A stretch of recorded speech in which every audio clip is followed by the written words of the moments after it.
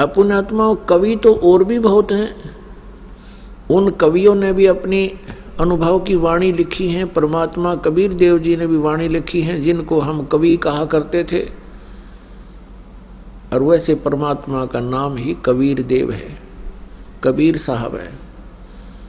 यानी जो अपनी महिमा की वाणी को कविताओं, दोहों, लोकोक्तियों के माध्यम से ही बोलकर सुनाते हैं, जिस कारण से वो कबीर देव, वो नाम उनका कबीर देव फाइनल है।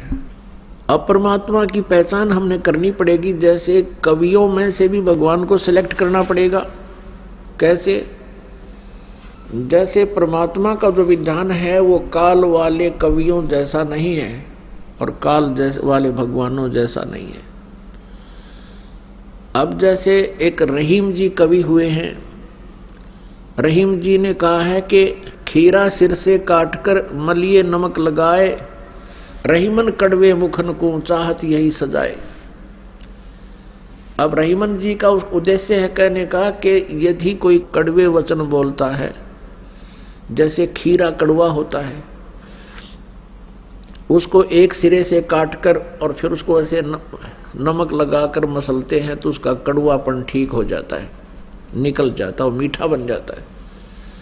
कहने का भाव ये है, यदि कोई कटु वचन बोलता है, बकवाद करता है, गाली देता है, तो उसका बक्कल तार दो, उसने कूट छेद दो, अच्छी तरह संवार दो, तो वो सीधा हो जाएगा। ये तो तरीका है काल के कवियों का और काल के भगवानों का। श्री राम, श्री कृष्ण, श्री परशुराम जी जो काल ब्रह्म के द्वारा भेजे गए अवतार थे। और परमात्मा कबीर जी क्या कहते हैं?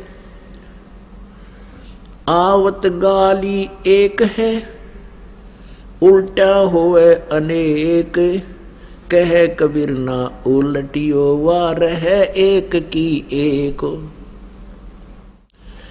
गाली ही से उपजय कलह कष्ट और मीच, आर चले सो साधु है भाई लाग मरे सो नीच। अब देखो कितना अंतर है।